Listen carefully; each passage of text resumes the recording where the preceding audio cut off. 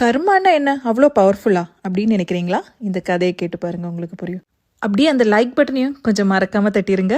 ஒரு ஊர்ல ஒரு அம்மா காலையில பிரேக்ஃபாஸ்ட்டுக்காக சப்பாத்தி பண்ணும்போது ரொம்ப நல்ல மனசோட பசியோட இருக்கிற யாராவது வந்து எடுத்து சாப்பிடட்டுமே நினைச்சு ஒன்னோ ரெண்டோ சப்பாத்தியை வந்து அவங்க வீட்டுக்கு முன்னாடியே தொங்க விடுறது ஒரு பழக்கமாவே வச்சிருந்தாங்க. அந்த பக்கமா நடந்து வர ஒரு முதியவரும் அந்த சப்பாத்தியை எடுத்துக்கிட்டு நீ என்ன செய்யறியோ அதுவே உனக்கு திரும்பி வரட்டும் அப்படின்னு சொல்லிட்டு கிளம்பிடுவாரு. இதை கேட்குற அந்த அம்மாவும் நான் டெய்லி வைக்கிற உணவை இவர் எடுத்துட்டு போகும்போது நன்றி தான் சொல்றது இல்லை, இப்படியே சொல்லிட்டு போறாரு அப்படின்னு யோசிக்க ஆரம்பிச்சிட்டாங்க.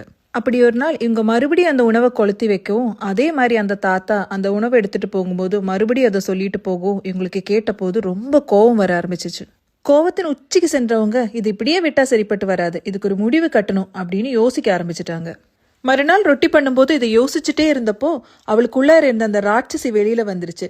அவ பண்ண அந்த ரொட்டியில கொஞ்சம் விஷத்தை தடவி இன்னையோட அந்த முதியவரோட தொல்லைய முடிக்கணும் அப்படின்னு நினைச்சு வழக்கம் போல அதை கொண்டு போய் தொங்க விட்டுட்டான்.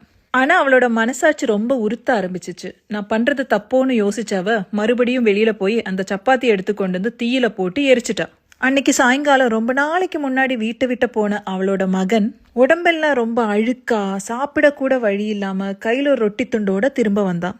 மகனை பார்த்த சந்தோஷத்திலயோ அதிர்ச்சியிலையோ கதறி அழுதாவ பேசிக்கிட்டே இருக்கும்போது அவன் கையில இருக்கிற அந்த ரொட்டியை பார்த்தான். அதை புரிஞ்சுக்கிட்ட அவளோட மகன் சொன்னா, நான் பசியில ரொம்ப தளர்ந்து மயங்கி விழுந்துட்டேன், அப்போ ஒரு முதியவர் தான் வந்து இந்த ரொட்டி எனக்கு கொடுத்தாரு அப்படின்னு. அதை கேட்டவ அதிர்ந்து போனா. ஏன்னா அவளுக்கு தெரியும் அவ காலையில பண்ண ரொட்டி தான் அதுன்னு.